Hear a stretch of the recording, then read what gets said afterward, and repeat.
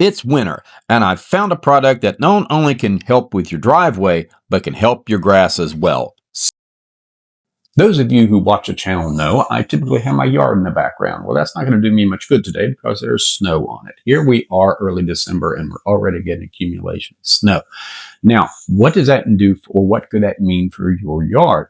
One of the problems that snow removal off of your driveway or your sidewalk is you typically pile snow directly on the side of it as you shovel it off.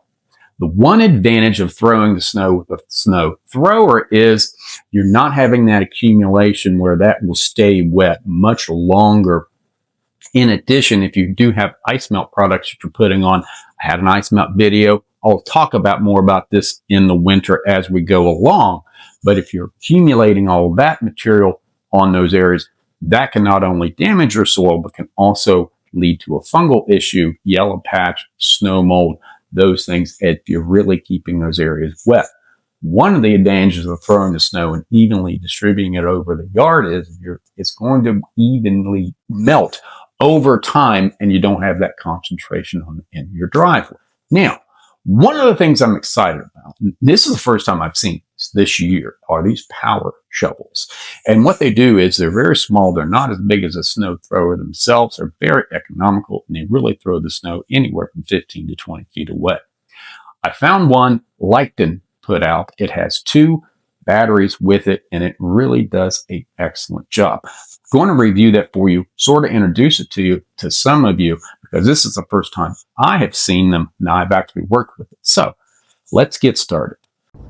So we'll open the box and see what's inside. Now here are the charger and the batteries that come with it. Then we have the instructions. Depends on if you read those or not. Some do, some don't. There's the handle for the shaft so you can maneuver it a little easier, and then of course the unit itself. Now to put it together is fairly easy. You just line up these little notches and then screw them in, tighten this down, and then that completes the installation and the construction of the shaft itself. You just got to twist those a little bit and they'll fit right in there just so. Fairly easy. Last assembly piece is the handle for the shaft. You just simply wrap it around, kind of put it in this clamshell, and put the screw nut on there. Here's a battery charger. A typical battery charger, red indicates that it is charging. I really like how these new batteries are giving you an indicator on the side. This one, they came almost 3/4 of the way charged, so I thought that was pretty neat. Here's the unit itself. You can see the rotating head on this, and this is how it throws snow real fast. It really pushes it away. So it has directional control. You can throw the snow to the left, or you can throw the snow to the right by turning a knob on the top, which makes it pretty easy to operate and push the snow where you want to. I picked a large parking lot so I can get a pretty good idea of how long the batteries will last on this. In addition, there is a few rocks, some sticks, and a few other things, and I kind of wanted to see if it hurt the blade on it, and actually it really pushed through those areas. When a rock got stuck in it, it just stopped for a second, and I stopped and then just rotated the blade and it popped right out. So that plastic that they have on that blade is really robust, and it can take a rock or two. So I was a little concerned about that when I saw it was just plastic. Now, if you want to check these out on Amazon, I'll leave a QR code right here. You can scan it with your phone or mobile device, and also links in the description and first comment where you can go to Amazon and pick one of these up. Not a bad move, and it makes snow removal quite easy. Snow here, one of the first snows of the year that I am pushing out of the way here. It was actually pretty wet in some areas. This parking lot is in a shaded area where it didn't melt, and it was at least 2 inches deep.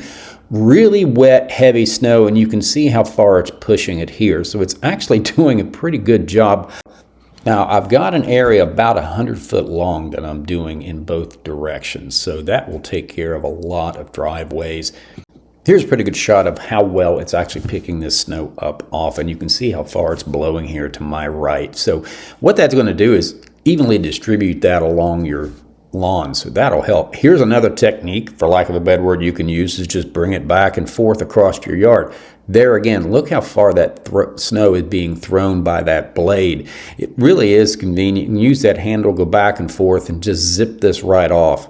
I was kind of surprised, and it was a little fun to see the snow shoot up like a rooster tail every time I put it through there. If this was fluffier snow, it'd be funny how far it will go. Maybe the wetter snow throws a little further because it's got some weight to it. I don't know.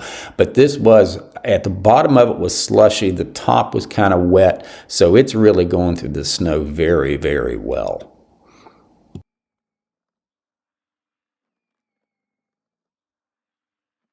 On occasion, I would get into a little niche into the driveway like this, and what all I did was just power right through it. I thought it might hurt the the blade, but it didn't. I didn't have any chips. Nothing happened of that nature when I was doing all of this driveway. So far, I've done about 600 square feet, and I have got half the battery life left on only one of the two batteries it comes from. So this could easily do almost 2,400 square foot of driveway before you even start thinking about having issues with enough battery power. And that's a review of the Lyon Power Shovel. Pretty powerful, a lot of battery life left in there, and it makes things very easy as far as moving snow for this winter season. So anyway, I'm agronomist Greg Phillips. Appreciate you watching. Thanks.